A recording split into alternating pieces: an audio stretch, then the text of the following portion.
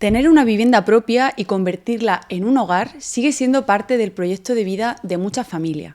Sin embargo, lo que comienza como un sueño ilusionante puede tornarse en un foco de conflicto en caso de divorcio o separación.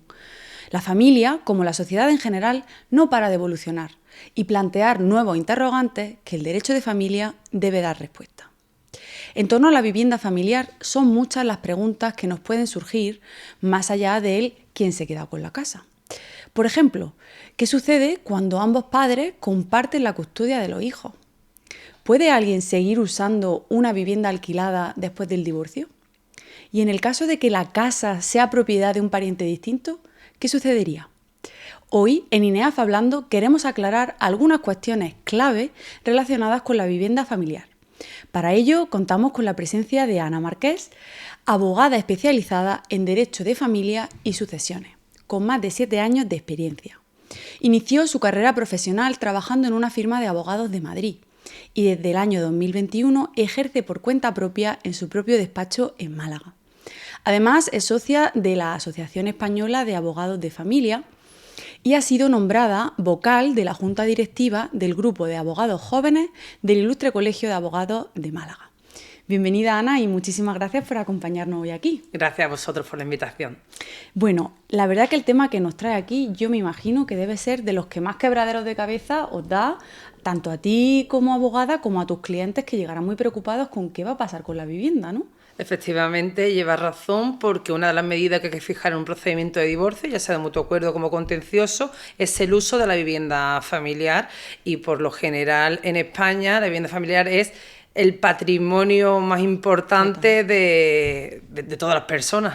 Totalmente. Pues yo estoy segura de que todos nuestros oyentes van a querer aprovechar al máximo que tenemos hoy aquí una abogada especializada en este tema para sacarnos del cuerpo todas las dudas que podamos tener al respecto. Entonces, si te parece, para empezar desde lo más básico e ir avanzando poquito a poco, vamos con unas nociones básicas de derecho de familia para ubicarnos y que una vez controlados estos conceptos básicos, entendamos mucho mejor lo que va a ser el seminario. Entonces, por ejemplo, ¿qué pasa a nivel económico cuando una pareja contrae matrimonio? Pues en España, en derecho común, existen 3 regímenes matrimoniales: sociedades gananciales, separación de bienes y el de participación. Este último de participación es muy raro. Por lo general, cuando una pareja va a contraer matrimonio y no pacta nada, se casa en ganancial en derecho común. En las comunidades autónomas que tienen derecho foral, como pueden ser Cataluña o puede ser Baleares, el régimen es la separación de bienes. Por tanto, mi primera recomendación en el seminario, ahora que estamos en época de bodas, que las bodas están en auge, Total. es que se firmen capitulaciones matrimoniales, que da seguridad, y tenemos que cortar con la barrera en la pareja de hablar de dinero, porque es importante empezar un buen matrimonio hablando de cómo se va a pagar los gastos, de qué va a pasar con los ingresos de cada uno y más medidas que se pueden acordar con unas buenas capitulaciones matrimoniales.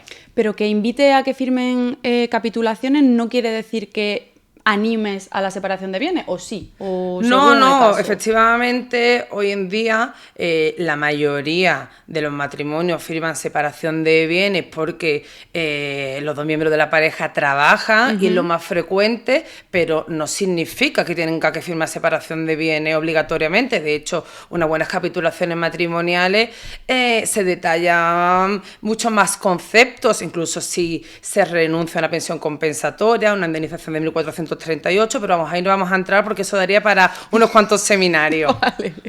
O sea, que entiendo que con capitulaciones no vamos o a un modelo u otro que sería el estándar, sino que lo hago yo un poco al gusto de la familia. Claro, efectivamente, si te vas a unas capitulaciones, como yo digo, de modelo de notaría, pues lo normal es, lo que se suele pasar es absoluta separación de bienes. Vale. Pero si tú vas a un abogado porque quieres pactar algo más especial, porque alguno de los dos sea autónomo, o incluso pactar separación de bienes ahora, pero pero si se tiene hijo en el futuro y se deja uno de los miembros del matrimonio deja de trabajar y que se fija una pensión para compensar esa dedicación exclusiva a los hijos o a la casa, pues no hay problema. ¿Es lo más común formar separación de bienes cuando se firma capitulaciones matrimoniales? Sí, pero que hay mundo, hay un abanico, más allá, efectivamente. Entonces, todas estas cuestiones económicas del matrimonio entiendo que van a influir en el momento de una separación y divorcio, ¿no? Claro. Van a tener ahí impacto. Efectivamente, porque aunque vamos a centrarnos en lo más común, como hemos comentado, que es la sociedad ganancial y la separación de bienes, tenemos que pensar que si no se firma nada y te casas en gananciales, se va a crear lo que se llama una masa común, donde los beneficios, ingresos, nómina de ambos cónyuges va a ser ganancial, va a ser común, y eso, si se produce el divorcio, o si se cambia de régimen económico matrimonial, que también puede ser, hay que liquidarlo, porque hay que diferenciar también dos conceptos, el de disolver y el de liquidar. El de liquidar lo que sería es el reparto. En cambio, si tú firmas separación de bienes, cada uno mantiene su propio patrimonio, sus ingresos, y pueden tener común, pero porque así lo decidan. Pueden tener una vivienda en común porque la compren en proindiviso, igual que la pueden comprar con un amigo, con un familiar. Claro. Entonces, a la hora de divorciarte, liquidar ese régimen económico matrimonial, es diferente, tiene más dificultad. En mi experiencia, una liquidación de gananciales, porque no solo va a estar la vivienda familiar u otro tipo de inmuebles, sino que tenemos que tener en cuenta otros bienes y deudas que liquidar un régimen de separación de bienes, que se llama así también liquidar separación de bienes, porque con la vivienda familiar sería extinguir el condominio. Vale, fenomenal. Y mencionaba antes que el procedimiento de separación, pues que puede ser por acuerdo o contencioso. Cuéntanos un poquito más, ¿cuáles son las diferencias o cómo sería ese procedimiento? Efectivamente, cuando un matrimonio ha decidido separarse o divorciarse, puede hacerlo de mutuo acuerdo, que es firmando un convenio regulador, que sería un contrato donde se fija y se establece todas las medidas del divorcio, y es simplemente, aunque yo después lleva muchos meses de negociación y de rompernos los abogados también la cabeza, pero firmar ese documento donde se establecen todas las medidas. Posteriormente, yo voy a centrarme sobre todo en los divorcios con hijos y con hijos menores de edad, porque suele ser lo más común y lo que da más problemas. Entonces, ese convenio regulador firmado por ambos cónyuges se presenta en el juzgado competente y posteriormente van a ratificar, que simplemente es decir que esa firma es de cada uno de ellos, que nadie le ha obligado ni ha coaccionado para firmar el convenio. Y ya el juez daría el visto bueno. Claro, y el juez básicamente dicte a sentencia aprobando ese convenio regulador, a no ser que se haya incluido algo en contra de la ley, que lo normal, si está asesorado por letrado, y más si letrado especializado en familia, es que eso no ocurre. Cuando hay hijos menores de edad, también aparece la figura del Ministerio Fiscal, que tiene que dar el ok al contenido de ese convenio, sobre todo las medidas que afecten a los menores, que suelen ser la mayoría. Y si no hay acuerdo, porque desgraciadamente muchas veces no la hay, claro, nos tenemos que ir al procedimiento contencioso. Ese procedimiento contencioso, que se puede iniciar por uno de los cónyuges, uno por una demanda y otro la contesta. Yo siempre digo que no se haga un procedimiento de familia por poner la demanda o por contestarla, se gana o se pierde por la prueba que se aporte. A su vez puede haber dos juicios, dos vistas, una de medidas provisionales, donde se va a dictar un auto con una resolución judicial provisional no recurrible, por si se tiene que practicar pruebas, hasta que se celebre el procedimiento, en la vista principal del procedimiento. Claro, como para saber qué hacemos mientras se resuelve, ¿no? Efectivamente. Y sobre todo cuando hay que practicar pruebas, se deja como no margen de unos meses, una prueba psicosocial o cualquier otra. Y ambos procedimientos, mutuo acuerdo y contencioso, tienen en común que se fijan las mismas medidas.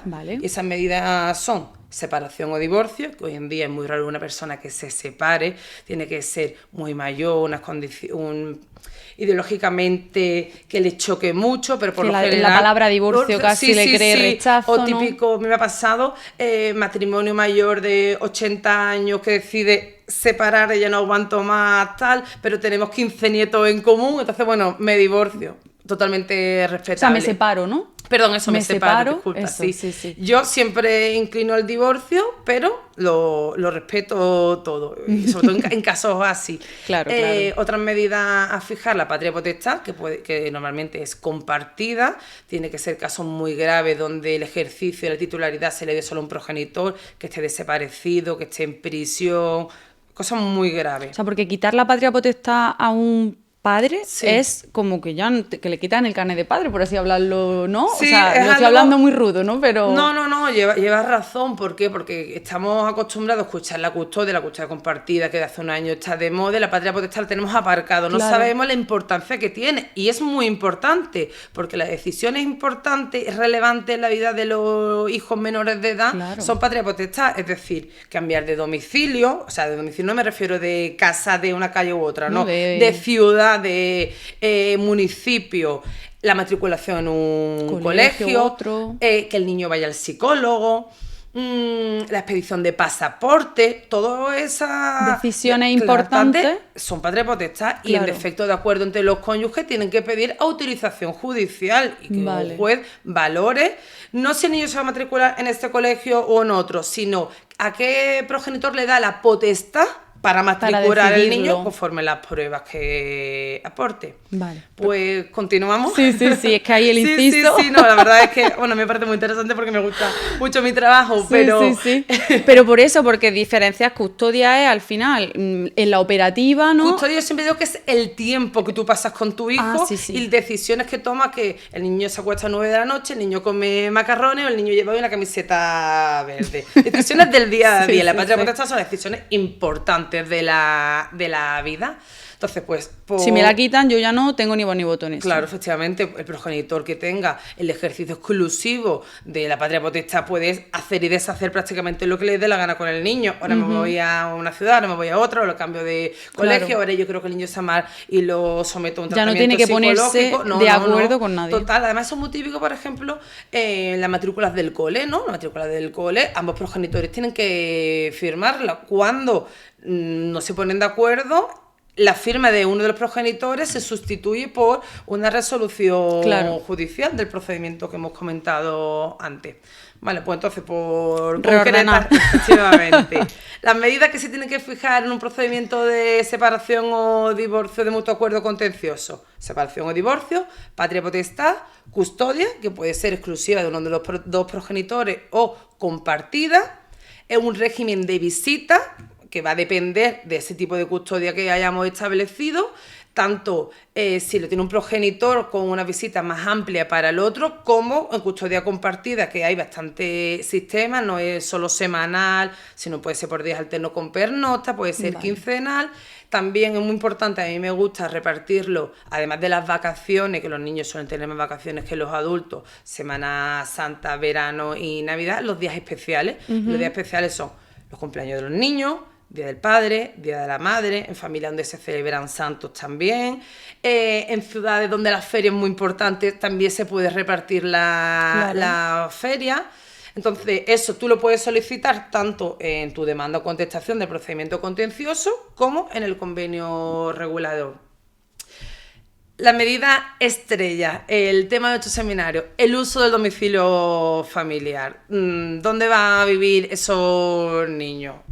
Más adelante lo vamos a Ahí explicar profundizando, detalladamente, pero es una medida, y además me gustaría puntualizar que es el uso del domicilio familiar. No es el uso y disfrute ni es el usufructo. El Código Civil dice que en el procedimiento de familia hay que atribuir el uso. El uso solo. Uso domicilio familiar y ajuar doméstico mobiliario, ¿vale? Eso es como... O sea, que es de esos niveles que dicen, no es ni usufructo, ni uso y disfrute, es uso, ¿eh? Es uso, efectivamente. Hay multitud de resoluciones. Yo veo convenios que me llegan al despacho porque tengo que modificarlo, ejecutarlo, y digo... Y ponen cosas que no debe poner, ¿no? Efectivamente. Igual que es guarda y custodia, no es guardia. Entonces son cositas que a mí me gusta puntualizar, Muy porque bien. a una abogada de familia... Hay cosas que no, sí, ¿eh? que tenemos que ir cambiándolo. Después Total, el uso de familia y después la pensión de alimento, que si hay una custodia exclusiva hay que establecerla sí o sí, y si hay custodia compartida, pues dependiendo de la capacidad económica de las partes, porque también es un mito que no se fija una pensión de alimentos cuando hay custodia compartida. Si la capacidad de un progenitor es mucho mayor que otra, se fija también pensión de alimentos en custodia compartida, porque hay que intentar que los niños tengan la misma calidad de vida en el domicilio de ambos progenitores. La pensión de alimentos se calcula conforme a la capacidad económica de los progenitores y las necesidades que tengan los niños. Eso no vamos a entrar, pero el artículo 142 lo dice muy claro. Y los gastos extraordinarios también se fija, que por lo general suele abonarse por mitad, previo consentimiento de los dos progenitores o autorización judicial. Y por último, en los procedimientos de divorcio y separación, también se puede fijar una pensión compensatoria a favor de uno de los cónyuges si el divorcio produce un desequilibrio. Vale. Pero lo mismo, no vamos a entrar otro ahí tema porque que esto da para otro seminario. Totalmente. Y entonces, en este convenio regulador, por lo que me dices, que sería cuando lo hacen entre las partes, ¿no? Sí. ¿De acuerdo? Ellos también de mutuo acuerdo pueden decidir cómo liquidar la sociedad de gananciales, esto para ti, esto para mí, ¿no? Sí.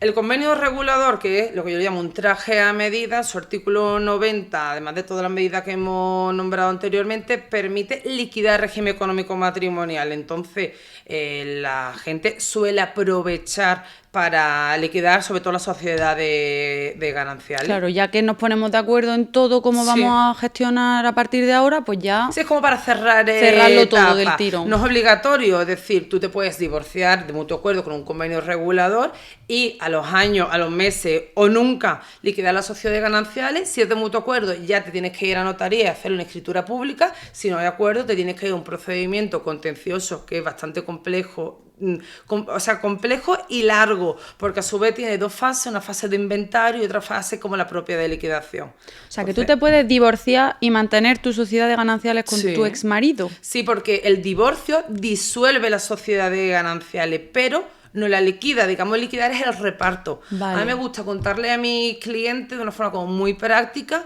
que la sociedad de gananciales es una empresa, ¿vale? Donde los dos miembros del matrimonio son socios.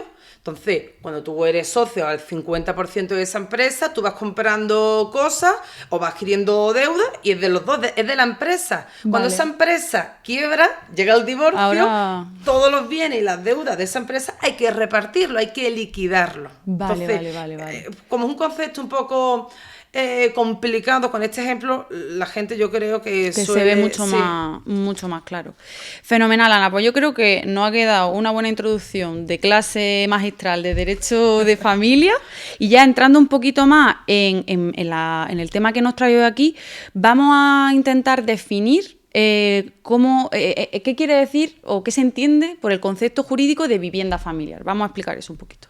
Pues de forma práctica, la vivienda familiar, que también es conocida como domicilio familiar, domicilio conyugal, es la vivienda habitual donde vive la familia, donde convive, una vivienda que es permanente y estable. Y esa vivienda va a dar igual de quién sea la propiedad para atribuirle el uso en el procedimiento de divorcio. Pero, ojo, importante, la vivienda familiar, en un procedimiento de divorcio, un juez no puede atribuir el uso de segundas viviendas. Segundas viviendas como puede ser un piso en la playa, una casa en el campo, un local. No, uso del domicilio familiar. Es lo único que tiene el juez, la potestad de establecer un procedimiento de familia. O sea que con la vivienda esta, la segunda vivienda, se tienen que poner de acuerdo ellos, de ahora tú, ahora yo, ¿no? ¿O cómo sería? Efectivamente, se tienen que poner de acuerdo, que sería lo ideal, y si no, hay que liquidarla según tu régimen económico matrimonial. Es decir, si tú tienes una casa, un piso en la playa y no te pones de acuerdo, pues a través del procedimiento de liquidación de gananciales se va a decidir quién se va a quedar, quién se va a adjudicar esa propiedad. Si tú estás casado en separación de bienes y compraste por mitad, que es lo normal, ese piso en la playa, tendrás que irte a un procedimiento de extinción de condominio. Exactamente. Vale. Bueno, estamos hablando todo el rato, como bien has especificado antes, de uso. Entonces, uso no es propiedad. Ahí se abre otro melón, ¿no? Efectivamente. Y un melón importante, ¿por qué? Porque se puede atribuir el uso de una vivienda privativa de uno de los cónyuges de una vivienda ganancial, de una vivienda en proindiviso, es decir, propiedad de los dos, o vivienda de terceras personas, como puede ser una vivienda arrendada.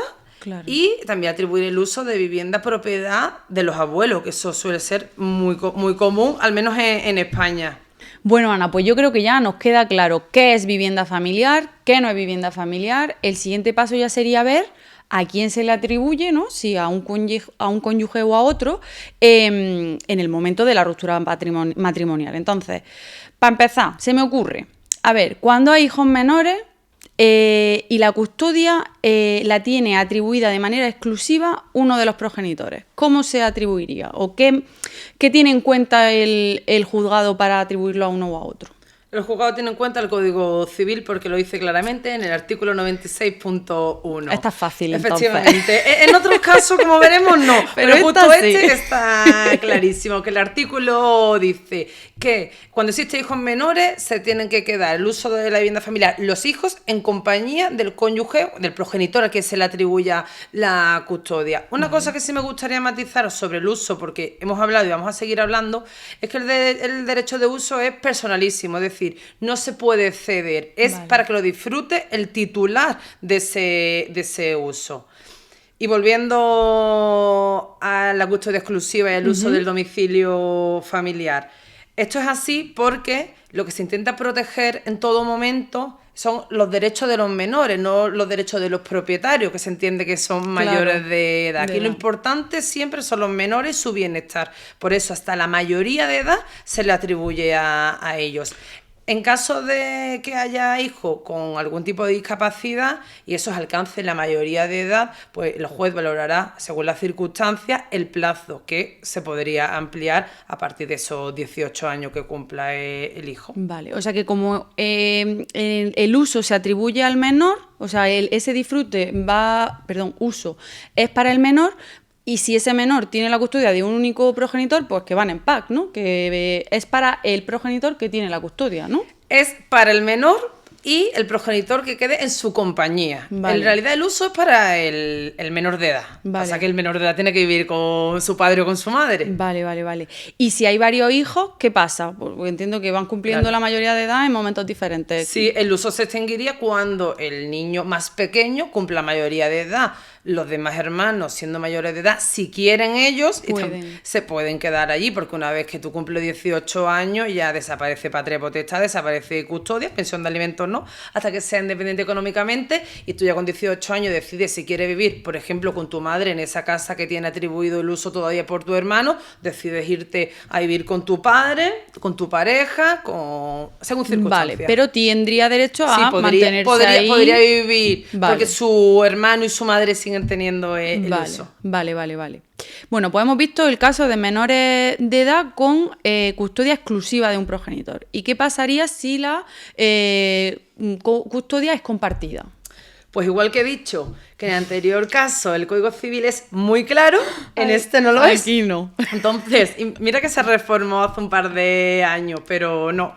Y la custodia compartida está en auge, de 2014 que dijo el Supremo que es lo deseable siempre que se cumplen los requisitos, cada vez se firma más custodia compartida. Yo voy a decir que afortunadamente, porque estoy a favor de ella, pues nos tenemos que guiar por lo que dice el Supremo. Y el Supremo lo que dice que el juez, según las circunstancias, valorará lo que estime oportuno, lo procedente, y para valorar a quién se le atribuye el uso, tiene en cuenta, digamos, como 3 factores. Vale. Por supuesto, los menores, lo que es mejor para ellos, el interés más necesitado de protección en cuanto a los cónyuges, a los progenitores, y la propiedad. ¿Quién es el propietario de esa vivienda familiar? ¿Es privativo? ¿Es ganancial? ¿Es común en proindiviso? A partir de esos 3 factores, las opciones que hay es atribuirle el uso a uno de los cónyuges de una vivienda privativa del otro, pero de forma limitada, temporal, para que le dé tiempo a buscarse otra vivienda. La segunda opción es atribuir el uso de forma alternativa entre ambos progenitores, que el plazo puede ser de 6 meses, 12 o 18. 6 y 12 suele ser más común. Yo tengo también resoluciones con 18 meses. Y se suele establecer en las resoluciones judiciales que se atribuye el uso de forma alternativa a ambos progenitores en el plazo de 6 meses, tal, hasta la liquidación de gananciales, hasta la liquidación de régimen económico matrimonial, hasta la extinción del proindiviso, hasta que se produzca la venta. Porque, que tiene una fecha final. Claro, efectivamente. Porque el juez en un procedimiento de familia no tiene potestad para obligar a vender a los propietarios, pero es una forma de forzar, porque es muy incómodo estar haciendo mudanza cada 6 meses durante toda tu vida. Entonces llega un momento que ceden. Claro, o sea, que digamos que le ponen unas medidas un poco incómodas para que ellos de manera acaben llegando a lo que el juez quiere y no puede ordenar, que es que liquiden aquello, claro, ¿no? Que uno le compre su parte al otro o que se lo vendan a un tercero. Vale. La tercera opción, que a mí no me gusta, pero hay que explicarla porque existe, es el uso rotatorio de ese domicilio familiar, lo que es conocido como casa-nido. Vale. Eso significa que los menores se quedan en el domicilio familiar y son los progenitores los que entran y salen los tiempos correspondientes. Pues si se ha acordado una custodia semanal, pues los lunes la madre sale y entra el padre y viceversa. Y eso que a priori mucha gente cree que es bueno porque los niños no salen de su casa. Es malísimo. Es malísimo. A nivel económico hay que mantener 3 viviendas, el domicilio familiar y cada progenitor una vivienda, los tiempos que no están, porque volver con equidad a la casa de tus padres, eso es duro. Eso es duro. Eso es duro, eso es duro. Y no está la economía para mantener claro, vamos, ni una. Claro, como a comprar otra y que te den una hipoteca o alquilártelo. No. Y también por el nivel de conflicto. O sea, es impresionante porque te quedas... O sea, te divorcias, pero sigues teniendo como parte de la convivencia. Sí, no consigues romper ahí. Y ese conflicto lo viven los niños, porque tú haces tu cambio de custodia y te peleas con tu expareja delante de ellos. Ya. Es que yo me dejé la casa limpia, es que nos cambié las sábanas, que la nevera estaba llena. O sea, que son los antiguos conflictos del matrimonio que se siguen prolongando después del divorcio. Entonces, yo a nivel profesional no os recomiendo, pero es que el Supremo ya ha dictado multitud de sentencias que dice que no, que mantiene el núcleo de conflicto y no se puede... No. Vamos. O sea, hemos visto 3 opciones, casa-nido, mejor que no.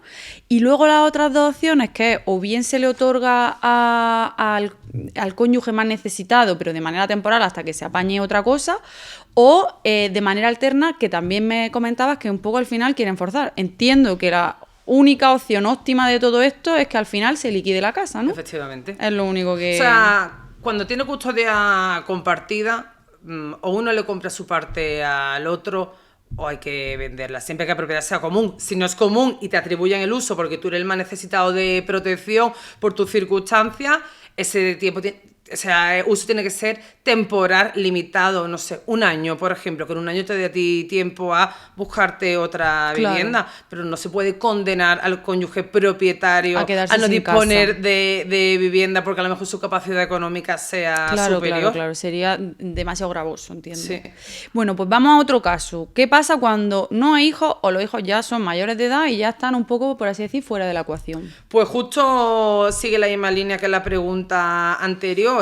Si no hay hijos o hay hijos que son mayores de edad, el progenitor que no sea propietario se le puede atribuir el uso del domicilio familiar durante un tiempo, y si son propietarios, uso alterno por 6, 12 o 18 meses para forzar la venta o la liquidación de esa vivienda. Pero es que no hay más opciones. Si nos ponemos a sentar por sentido común, es que no queda otra. No hay más.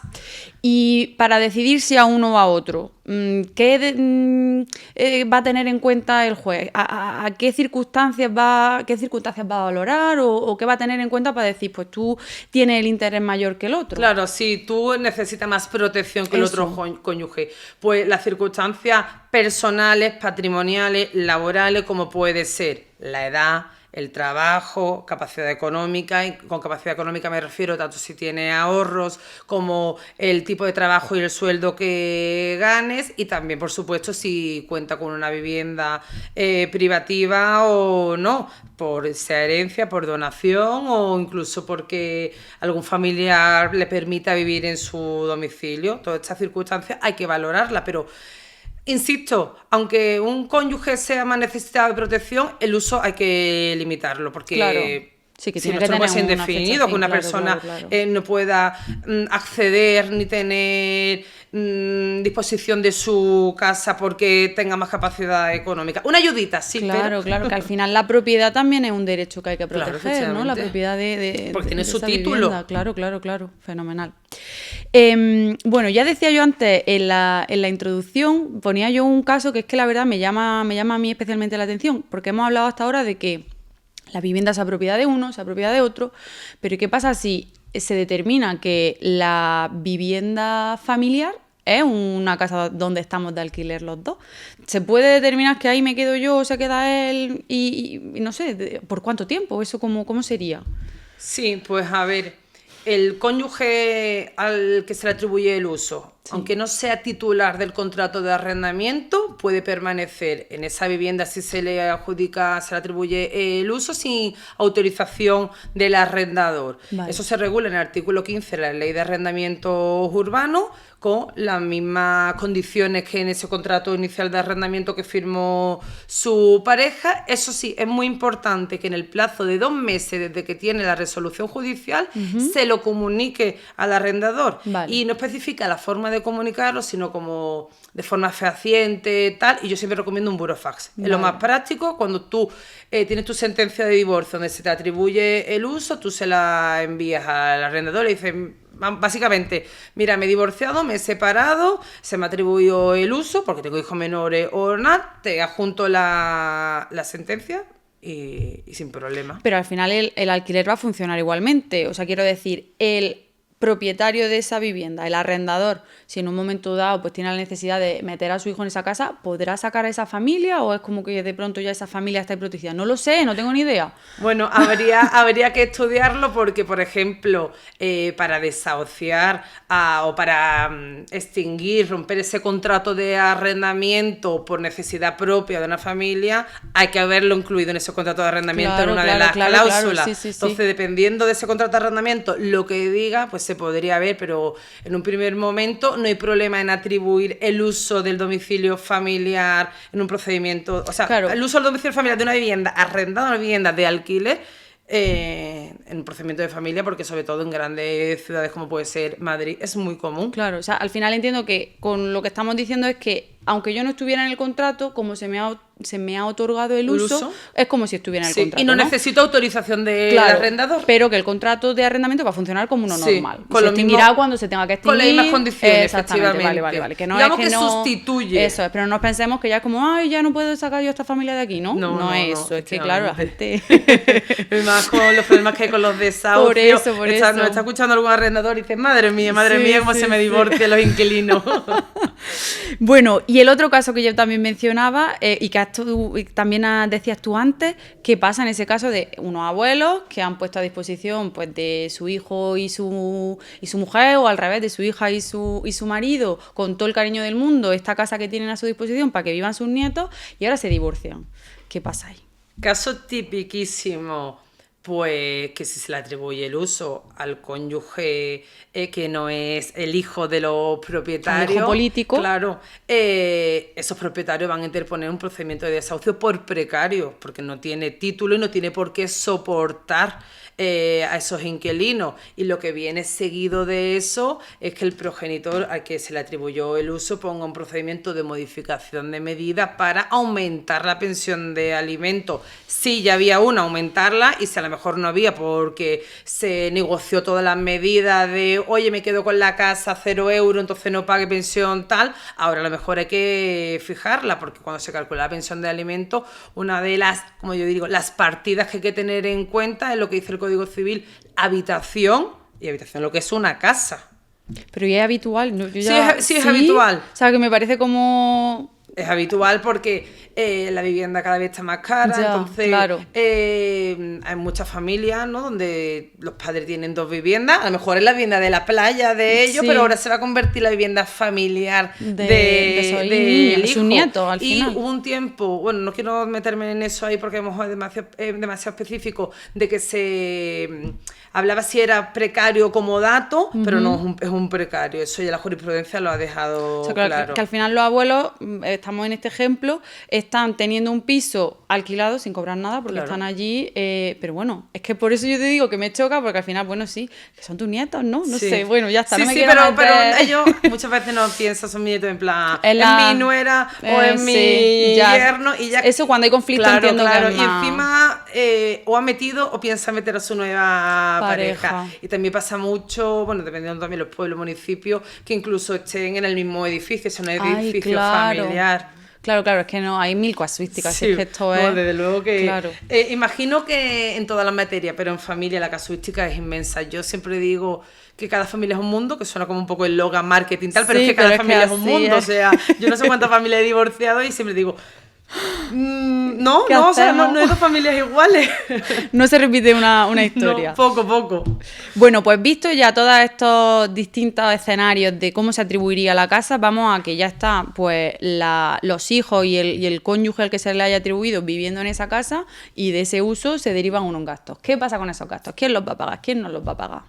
Pues hay que distinguir entre gastos derivados del uso y gastos derivados de la propiedad. Vale, claro. Esa es la primera distinción que tenemos que hacer y ya ir detallando y perfilando. Claro, o sea, que de alguna manera, a mí, de lo que yo pueda saber al final de derecho, se va a parecer un poco al sistema que tenga un alquiler también, que sí, ¿no? Hay cositas, la mayoría sí, pero hay pues vamos entonces otras, a detallar un poco. Pues venga.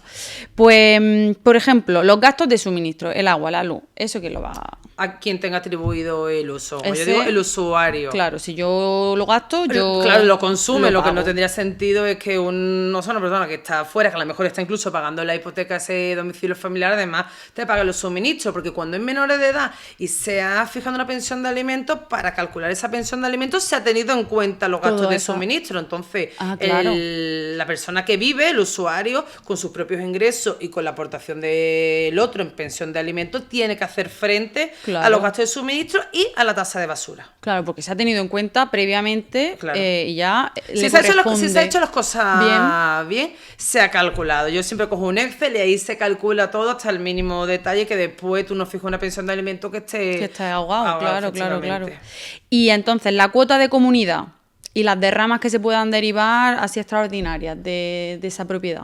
Pues con esto tenemos que distinguir dos vertientes, ¿no?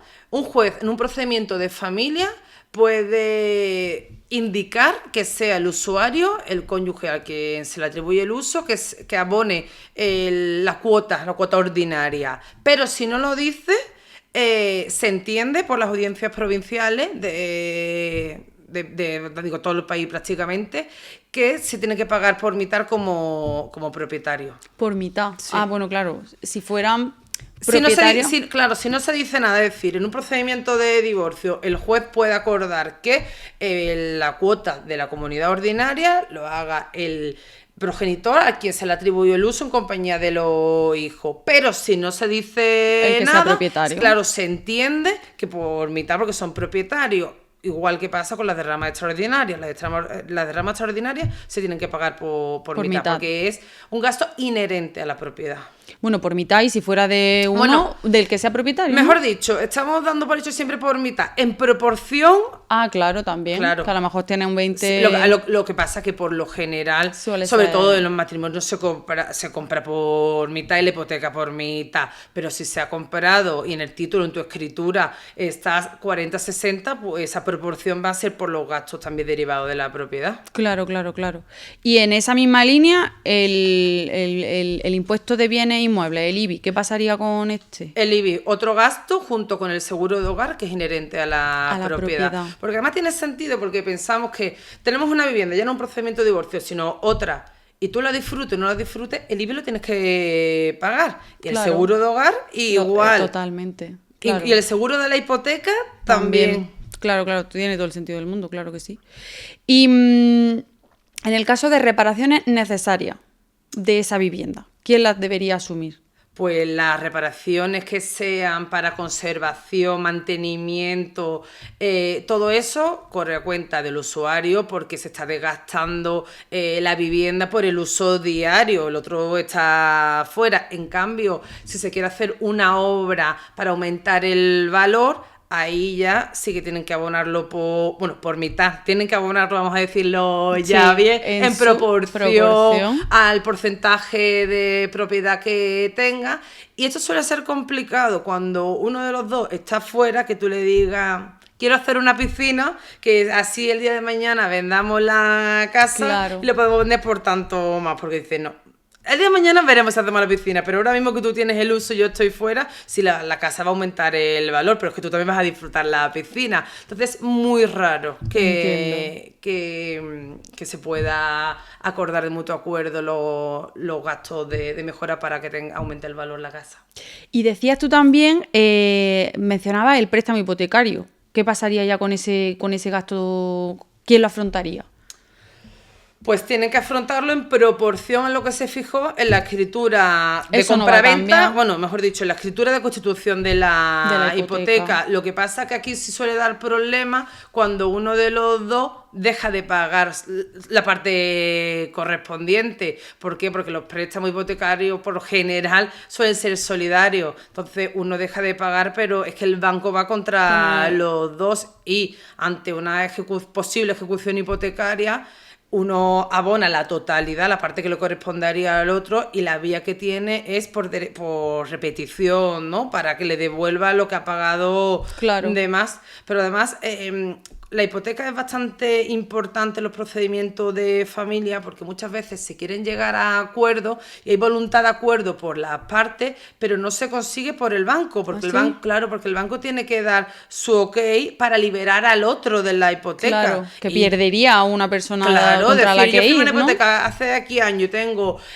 a 2 personas contra las que ir, yo ahora voy a renunciar a uno, gratis voy a sacar a uno cuando yo lo tengo ni pincho firmado, ni no. Claro. Eso es muy complicado. Muchas veces se llegan a acuerdos en cuanto a la cantidad que uno le va a compensar al otro, ya sea una extinción de condominio, ya sea una liquidación de gananciales, y no se puede cerrar por el banco. Porque además, yo eso se lo digo claro siempre a todos mis clientes, yo no recomiendo firmar una extinción de condominio y una liquidación de gananciales adjudicándose el 100% del inmueble si el banco no da lo que lo primero libera. Es eso. Porque claro, tú ya dejas de ser propietario, en el registro de propiedad no eres propietario, eso sí, pero de cara al banco pagando. sí, tanto por si te reclama la cuota de que tu expareja no paga, como para tú comprarte otra vivienda, porque el Banco de España sigue apareciendo que deudor. Entonces, eso hay que tomárselo. Sí, hay que estudiarlo bastante bien. Bueno, Ana, pues ya en este punto que ya somos expertos todos en vivienda familiar. Ojalá. Sí es verdad que me surgen 2 preguntillas más. Por ejemplo, en el caso de ese cónyuge que ha dejado de disfrutar de la vivienda durante ese tiempo que se le ha otorgado el uso al otro, ¿puede pedir una compensación por ello, por no haberlo disfrutado? No, erróneamente hay mucha gente que cree que cuando llega la liquidación de gananciales puede, pero la jurisprudencia del Supremo ha dicho que no, básicamente porque no es una carga ni un gravamen que disminuya el uso de ese inmueble. Por tanto, a día de hoy no. De todas formas, como la jurisprudencia va cambiando, no sabemos si dentro de unos meses esto puede ser diferente, pero a día de hoy no. Y desde el otro lado, el cónyuge al que se le ha otorgado ese uso, ¿tiene alguna forma de protegerlo? De decir, oye, que es que un juez me lo ha dicho y no sé registrarlo, o hacerlo como un derecho más fuerte. Sí, y además es recomendable, puede inscribir ese uso en el registro de la propiedad, llevando el testimonio de la sentencia. Eso significa cuando la sentencia sea firme, la escriba, y eso es bueno para los progenitores que se le atribuya el uso de una vivienda privativa del otro, como cuando la vivienda es común. O sea, si se te atribuye el uso de una vivienda privativa tuya, no es necesario. Y es recomendable porque sería oponible frente a terceros, es decir, si después de inscribir ese derecho de uso se pretende inscribir un embargo, una compraventa, una donación, todo tiene que respetar ese derecho de uso, que es lo primordial. Claro. Y ya para terminar, yo creo que esta es un poquillo más incómoda, pero lo habías mencionado antes y claro, ¿qué pasa en esa vivienda familiar otorgada a uno de los cónyuges cuando entra la nueva pareja? Pues mira, el Código Civil no lo contempla expresamente. Igual que si lo hace con la pensión compensatoria en el artículo 101, que claramente dice que cuando pero lo común, o al menos la historia nos lo demuestra, pues tiene una nueva pareja o se casa, pero una pareja con convivencia pueda derecho a extinguir esa pensión compensatoria. Respecto a la extinción del uso por una nueva pareja, no dice nada. Entonces hemos estado muchos años en que había sentencias contradictorias incluso según las audiencias provinciales, y ya el 20 de noviembre de 2018 el Tribunal Supremo de pleno dictó una sentencia que dijo que efectivamente la entrada de una nueva pareja en el domicilio familiar extingue el uso. ¿Por qué? Porque esa vivienda pierde el carácter familiar, la naturaleza familiar lo pierde. Claro.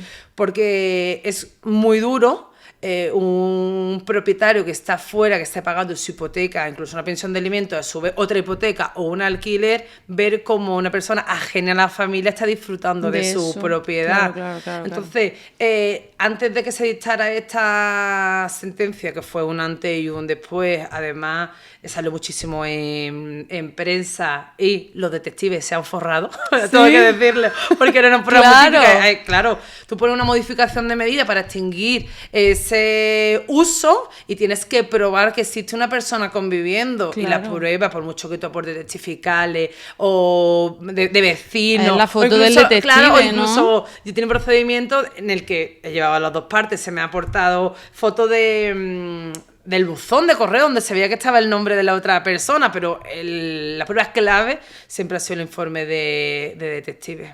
Fenomenal. Bueno, Ana, expertos no, pero que conocemos más ya de este tema, eso desde luego que eso sí. Eso espero. Pues mira, antes de despedirnos, ya así como broche final, los consejos de cabecera de una abogada de familia. ¿Qué les diría a nuestros oyentes? Yo diría bastante. La verdad es que, no sé si se ha notado, pero me apasiona mi trabajo. Y diría, el primero es que hay que alcanzar acuerdos. En general y en particular cuando hay hijos menores de por medio. Un acuerdo de un divorcio, como hemos comentado al principio, es firmar un convenio regulador. Un convenio regulador es un traje a medida donde tú puedes detallar todo lo máximo posible para que no te dé problemas. Y es mucho mejor eso que meterte en un procedimiento contencioso, que haya 1 o 2 juicios, que se puede dilatar incluso años, donde después ninguno de los dos esté contento porque el juez ha dictado, con perdón, una sentencia, una resolución de plantilla, porque están saturados también de trabajo. Claro. Y en relación a la vivienda familiar es muy importante también llegar a acuerdos, porque en ese propio convenio regulador se puede pactar la venta, se puede poner un plazo determinado para venderlo o venderlo inmediatamente. Y en ese pacto de venta, a mí personalmente me gusta detallarlo al máximo y se puede hacer y facilita mucho la vida de los cónyuges propietarios, como establecer un precio de salida, posibles bajadas, si se contrata inmobiliaria con o sin exclusividad, cómo se paga esa comisión, quién va a enseñar la vivienda, si el que tenga uso, si el que no, todo detallado, incluso la obligación de firmar las arras cuando haya un posible comprador con el precio que se ha pactado, y eso facilita todo, mucho. Entonces ese es mi primer consejo, súper importante. Que esto va a seguir siendo una familia, aunque se produzca el divorcio, que hay que respetarse, que hay que mirar siempre por el bienestar de los niños, porque es lo que más queremos, ¿no? Es decir, entonces vamos a dejar el odio al lado, te digo que no, que me lo diga un juez, que es muy típico, porque después se da la vuelta a la tortilla. Y vamos a pensar en el bienestar de los niños y, por supuesto, también en nuestro propio. Así que un win-win, las dos partes ceden, se firma un acuerdo y a cambiar de etapa de soltero con pasado. Exactamente. Eso, principal consejo. Primero. Y también me gustaría, porque cada vez más frecuente, pero no todo el mundo lo hace, es que hay que otorgar testamento. ¿Qué hay que otorgar testamento? Siempre. Incluso cuando la gente diga, no tengo nada, claro, tú no tienes nada hoy, no sé si mañana vas a heredar, te toca la lotería y fallece al día siguiente y sigues, claro. Entonces, ¿qué otorga testamento? Siempre, pero si tú te divorcias, más aún, porque puedes hacer un testamento muy completo, mencionando una serie de figuras importantes para proteger tu patrimonio, para nombrar un tutor en el caso de que el otro progenitor también fallezca. Una serie de figuras que son muy importantes, aunque no se le dé la importancia hoy en día al testamento tras divorcio que debería. Entonces, esos dos, acuerdo y testamento. Pues nada, ya lo saben aquí los oyentes, a pedir cita con el abogado cuanto antes. Y después con el notario. Y al notario, exactamente. Bueno, Ana, pues de verdad, muchísimas gracias por haberlo hecho tan ameno, tan ilustrativo y por habernos compartido tanta tu experiencia como abogada especializada en familia y al final desentrañar, ¿no?, los entresijos de este tema de la vivienda familiar que da mucho de qué hablar. Bueno, nada, gracias a vosotros por la invitación y espero veros pronto. Estoy convencida de que este seminario os ha resultado tan ilustrativo como a mí. Conocer esta información puede que te sea de utilidad a nivel personal, para ayudar a un amigo o un familiar. O puede que incluso se haya despertado en ti una pequeña vocación por el derecho de familia y la abogacía. Por hoy lo dejamos aquí, no sin antes recordaros que en INEAF Hablando podéis encontrar muchos más seminarios donde abordamos cuestiones jurídicas complejas de manera cercana y asequible. Os esperamos.